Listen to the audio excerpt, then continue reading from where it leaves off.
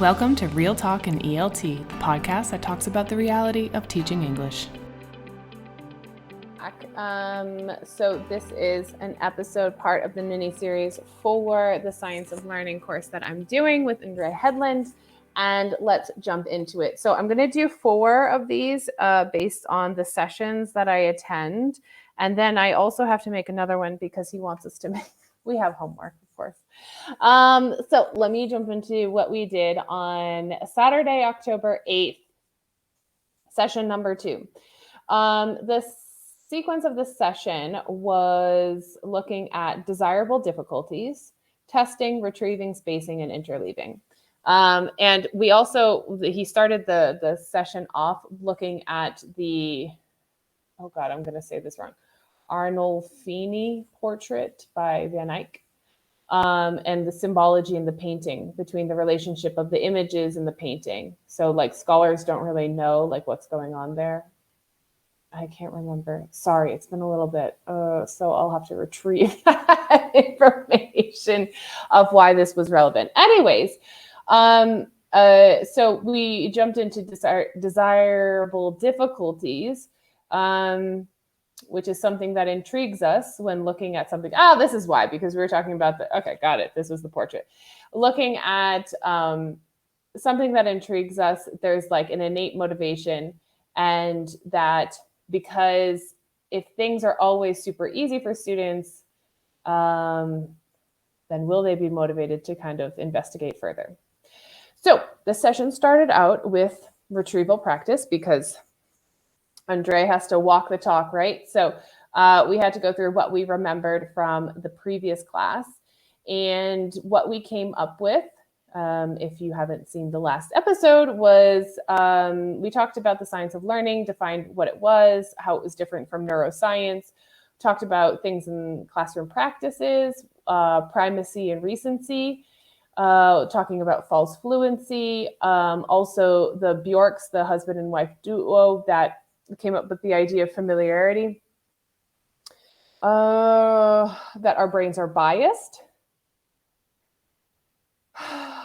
Oh, and that Wikipedia had put all of the biases in psychology into a codex, but that wasn't from our session. That was just Andre rambling on that we had, so like a reference that we could go to.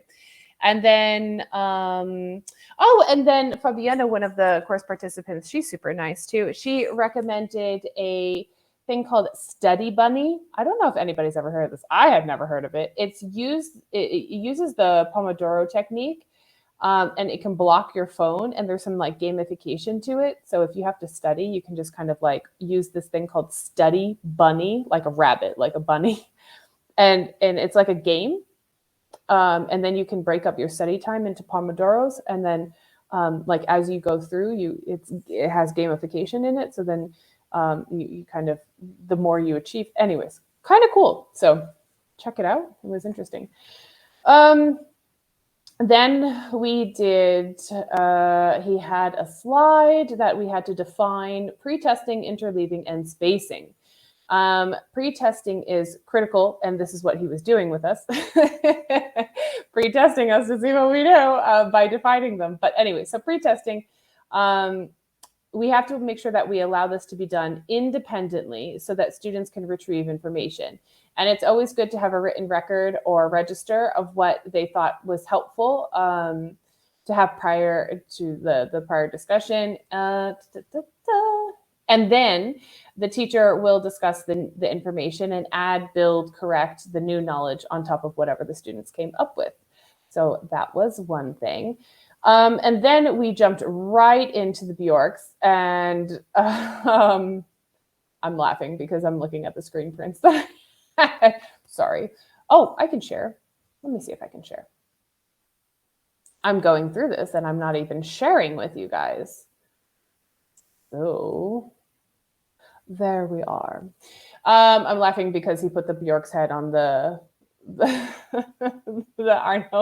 Arnolfini portrait. Anyways, so we looked at learning versus performance, and there's a link here to Robert Bjork. It's literally called How We Learn versus How We Think, Robert Bjork, and you can Google it or on YouTube. You can search for it on YouTube. He has an hour-long discussion, and so interesting. Haven't gotten all the way through it yet, so I can't really give you any insights at this point. We talked about learning versus performance. Let me see if I can make this bigger for y'all. Yeah. Learning versus performance. So performance is what can be observed and measured at the time of a test, and learning is what sticks with us. Here's the problem with that is that we can't really measure learning.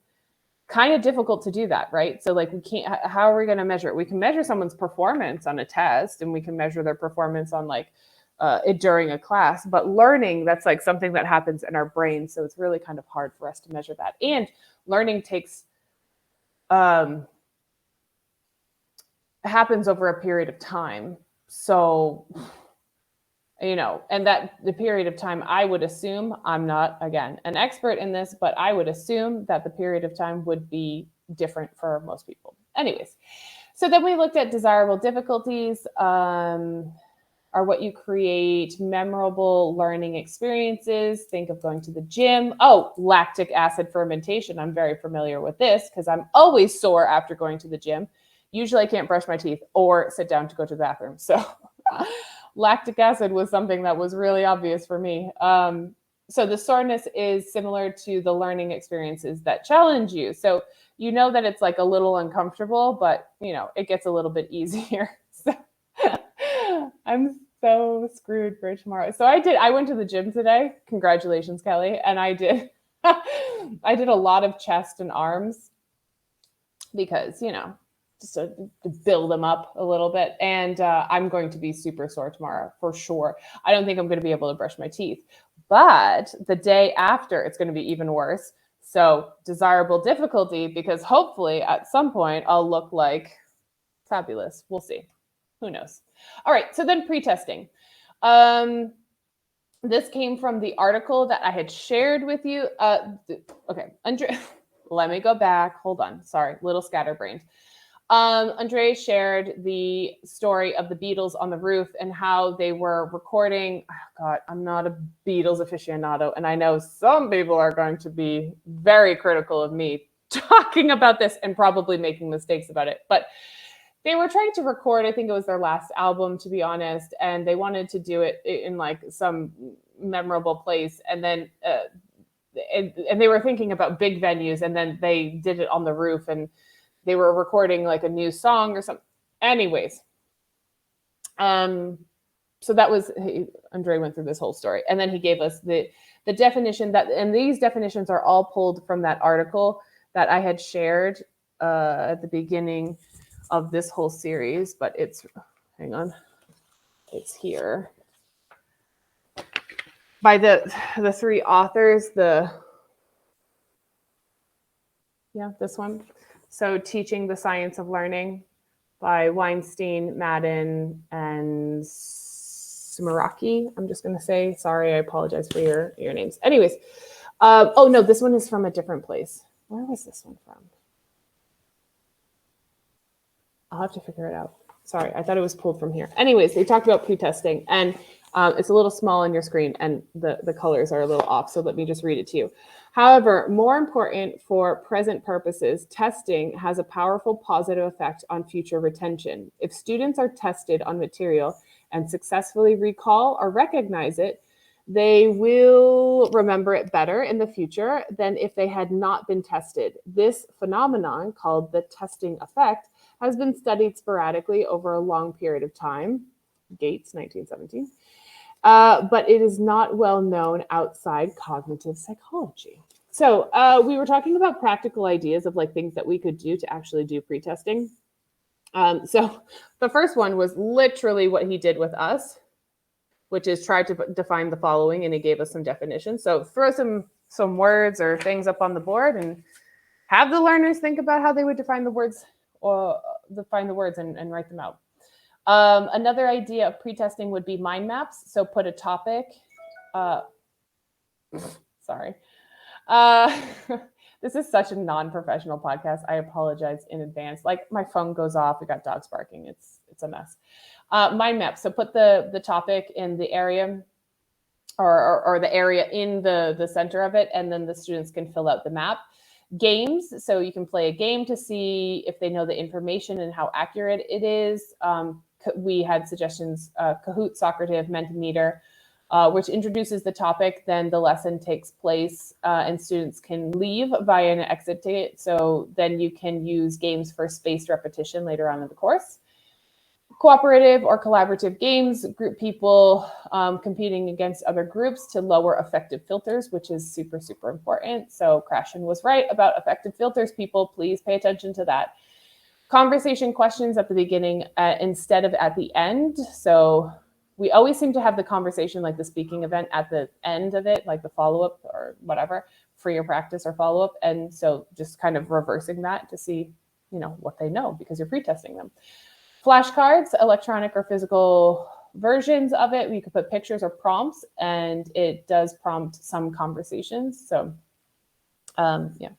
And then I put this one, I put this one there because I was thinking about it afterwards. Was doing like a gallery wall if you're in a physical classroom, or virtual tours for discussion, and then they can build out a word cloud, so they can start putting like some keywords or information that they wanted. So that was about pre-testing. Also in pre-testing, you're sharing the goals of the lesson without lecturing them. So it's kind of like a nice way of making it less teacher-centered. Oh God, what was this one? Oh, a reference. The Social Neuroscience of Education. I think this is a book, Optimizing Attachment and Learning in the Classroom by Luis Cozzolino. Yeah, because I wanted to look into the motivations of students in the classroom. So Luis Cozzolino had this book, The Social Neuroscience of Education, that I wanted to look into. So I was just taking notes for myself there. Sorry. Then we looked at retrieval practice. Andre gave his example of camping. He was in, I forget which state he was in, Minnesota. Does that sound right? I don't know. He was somewhere like Montana, maybe. I don't know. He was somewhere in the US. And he went, he wanted to go camping, and then his host parents were like, okay. So then and he got in the car and he went camping, and he realized that the campsite was not what he expected. Like, he expected to go camping outside like this in a tent. What I think happened is actually he probably went to the KOA. If you don't know what KOA, it's Campsites of America. And they're these super organized chains. It's like a franchise pretty much. But anyway, so I think he went to one of those instead of actually going to a camping site, because camping sites are typically like this. Anyways, he was talking about retrieval practice. And okay, so let me give you the definition of the retrieval practice. And this one comes from this article. The other one, I forget where it came from. Well, the annotation was there, but I don't remember specifically the article.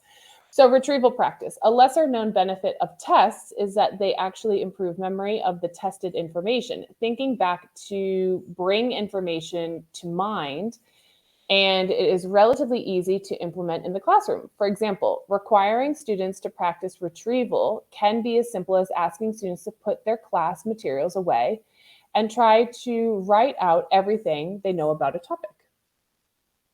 Seems so simple, doesn't it? And then we started talking about, because of course Andre gets into like the technical aspects of it. You don't really need to know this, but I'm avid note taker here. So he was talking about Donald Hebb and the long-term potentiation in the 1930s. And he was talking about he was literally talking about retrieval practice and what happens physically in the brain. I know you see Terry Crews getting very excited. Hold on, just give me 2 seconds so I can talk about this. So there's insulation of the axion with the myelin shield. I think that's how you say it. I might have wrote that wrong too, because it protects it. So long-term potentiation is when you work out the neuron in order to make the connection stronger, blah, blah, blah. Memory consolidation. If it only stays in the working memory, it'll go away because of neural pruning. If you use the neural networks, it makes it stronger. So we were talking about like the physical aspects of the retrieval practice. Regardless, super interesting, very, very good to do in class. And I've started to put this into practice and it's so simple. Like, it's literally like, I will set, greet my students, welcome them into class. And before they pull up anything, hey, sorry, my dog was doing bad dog shit.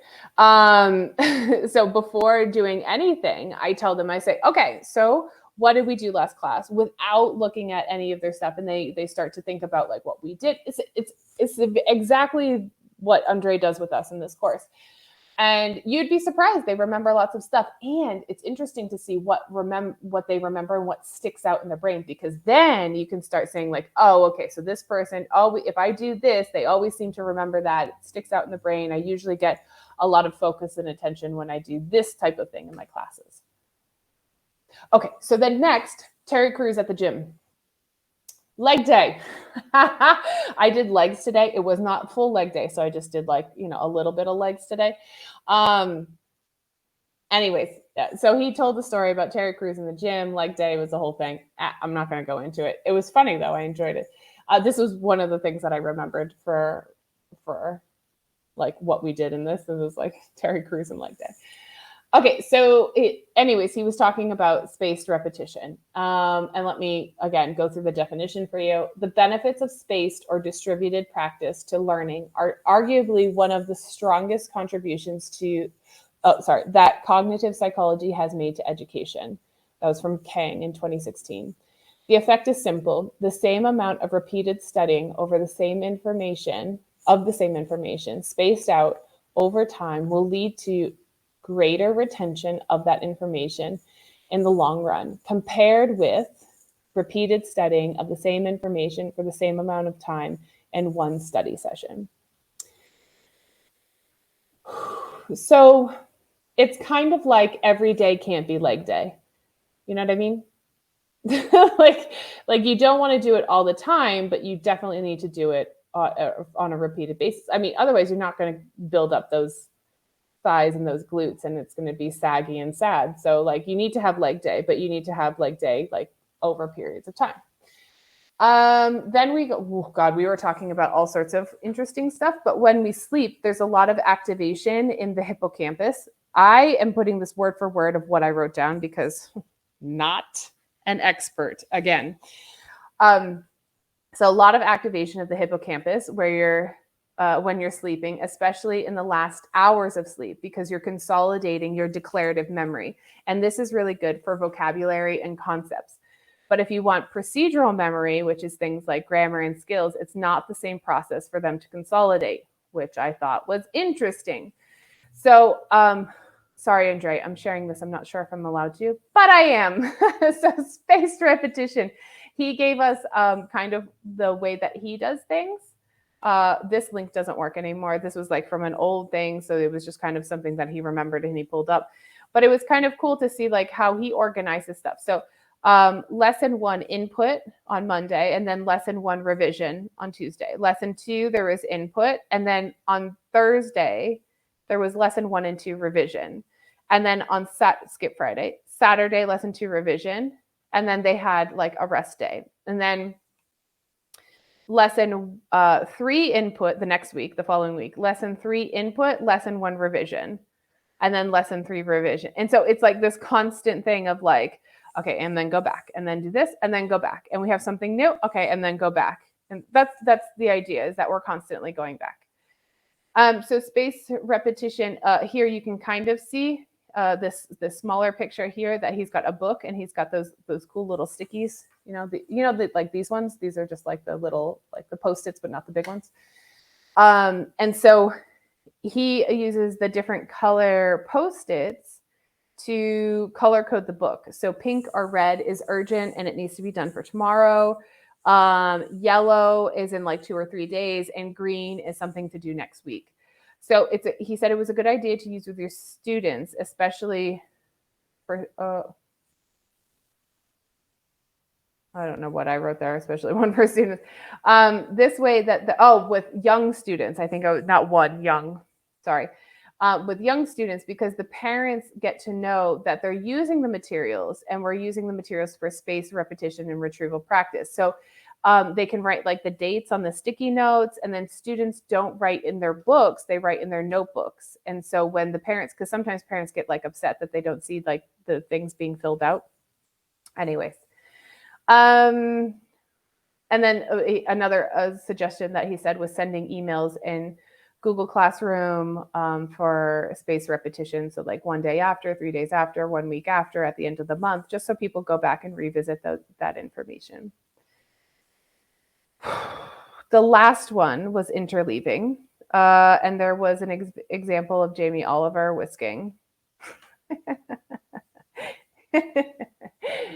This one I remember because it was kind of ridiculous. Well, it was because Andre was doing it in the classroom. I'm not even gonna, like, I don't have a bolt, but anyways, he was saying like whisking, like if you hold it close to your body, you're using like more of your wrist. And if you're holding it far and you're whisking, then you're using more of your shoulder. So then you don't get as tired. It was a scene. It was a whole scene. Let me tell you what interleaving is then. So interleaving occurs when different ideas or problem types are tackled in a sequence, as opposed to the more common method of attempting multiple versions of the same problem. The benefit of interleaving is that switching between different problem types allows students to acquire the ability to choose the right method for solving different types of problems, rather than learning only the method itself and not when to apply it. I do this because we have to teach students skills, and then we have to, like, for example, if you've taught your students a bunch of reading skills and strategies, and then you give them different types of questions or different types of texts, and then you have to ask them, like, well, okay, it's reading, it's all under the guise of reading, but they're going to be using different strategies and different skills. So then they have to choose which ones are going to be most appropriate. Anyways, we were talking about handouts and worksheets. For example, the second conditional. If you have a list of the second conditionals and students start answering, it creates a bias or a false sense of fluency, because they're literally just, those super long worksheets where it's like 6 or 7 activities and they just keep doing this. They're just conjugating verbs. They just keep doing the same thing over and over. Again, that's not necessarily bad, because they do need some repetition to be able to kind of get it under control. However, it's not really, they really aren't seeing it in like different versions and having to select and decide which one's going to be the most appropriate. Anyways, then you can, so the opposite of that was worksheets of the second conditional, then something related to something else, like going back to vocabulary and then going back to the second conditional. And so that it helps them retrieve and apply in different situations. So they're kind of, we have this in terms of, we do like controlled practice and freer practice, but yeah. You could also teach a lesson in 2 different sessions, like Pomodoros. That was a suggestion. So like, for example, you teach a little bit of English and then teach a little bit of math. I'm not sure. I mean, for people who work in bilingual schools or public schools, that might be possible. For me, it's not really. But I mean, I guess I could adapt that idea in a way. You can also change things in the environment. It creates a new element and the students need to adapt to that. So I had a great talk with Mirella, who's awesome. She's like this MBE lady. And she was constantly changing her hair and lighting. We were doing wait for this podcast, because you start watching it and you realize like things are changing. Like her lighting is changing, it's super dark, then it's light, and then her hair is up and down. She takes a jacket out. It's just, anyway, she was just trying to get me to focus. This is not related to interleaving, but okay. Okay. So in books, there's some natural interleaving based on how the course books are designed. So frameworks provide some interleaving elements, but it doesn't really change the conditions or the delivery of the message. So, or the delivery of the lesson. So looking at the course book, you need like turning and talking, and constantly turning and talking is not going to be great. They have to be interleaved. So we have to kind of change these dynamics. We talked a little bit about the spacing effect, so we can remember things better when increasing the space in between the sessions. It's connected to between retrieval practice, interleaving, and spaced repetition. So just kind of spacing those out a little bit more. Oh, and then retrieval practice, you can see. Oh no, sorry. for interleaving, it can be called delayed retrieval, distributed practice. There's other terminology, so you have to be careful because you're not always going to see the terminology that we saw. But regardless, ending statement, it needs to be frequent and constant. Consistency is key for learning. Yes? Okay, great. That was session 2.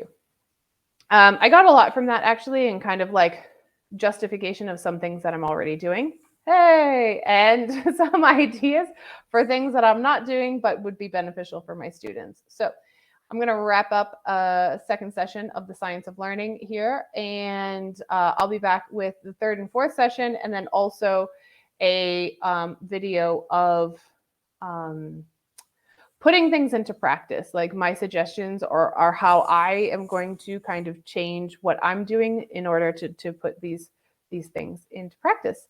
So that's it for today. I'll talk to everybody soon. Have a good day, week, weekend, month, wherever. I'll see you soon. Talk to you later. Bye. Ready to join the conversation? Head on over to Instagram at Kelly Pennington ELT and send me a message.